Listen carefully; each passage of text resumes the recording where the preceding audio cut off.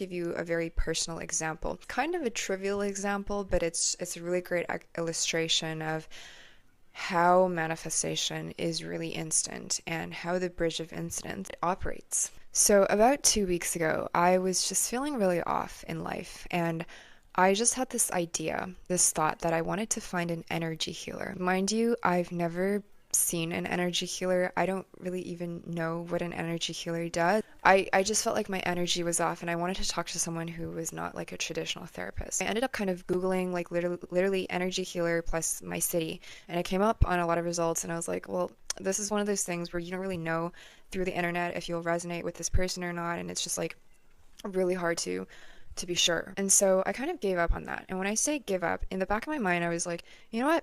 I think when the time comes, I'm going to find the right person, but it's not going to be me scrolling through Google to find this person.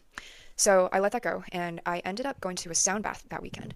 And this is kind of where the bridge of events starts, because when I registered for the sound bath, the person hosting it said, oh, actually, the session is full. It's filled. But I'm actually opening a session right after it. And so I was like, sure, why not? And so I go to the session, and it's literally just me and this one other person. You know, we do the whole sound bath thing, and we're walking out of this place, and me and the other person are kind of like making small talk. We're getting out of the elevator, and she says to me, hey, do you want to continue our conversation? Like grab a coffee or tea, something around the corner? And I'm someone who's extremely introverted. I didn't think our conversation was particularly interesting. We were just making small talk. Like, I really just wanted to go home and put on a face mask and go to sleep. But something inside me was like, okay, yeah, you know what? Sure, why not? It's just a coffee. So then we start talking about, you know, the sound bath experience, our interest in spirituality, like her healing journey. She had just gotten out of a breakup with a guy. And then at one point, she says this. She goes, you know, because of like my breakup recently, I've actually been really involved in the energy healing community. We have this like monthly, like social kind of this like gathering event that we do, and there's going to be one next Wednesday. And if you're interested, like you should totally come.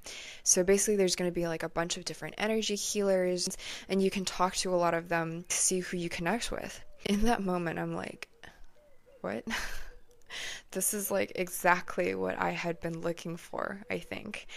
And I didn't say this to her in the moment because I didn't want to sound like crazy. I didn't want to be like, oh, I think I manifested you. But then at the end of the conversation, she goes, I don't know why, but I just had this feeling. I just had this urge to ask you to get tea. And it's not something that I usually do. I was like, yeah, that's probably because I wanted to find an energy healer, and you were part of this bridge of incidents for me to find that. So you might be thinking, okay, that was a weird story. It's not about finding love. It's not about making money. It's not about finding a dream job. And what does this have to do with instant manifestation, right? And to go back to the point of what makes manifestation instant, right?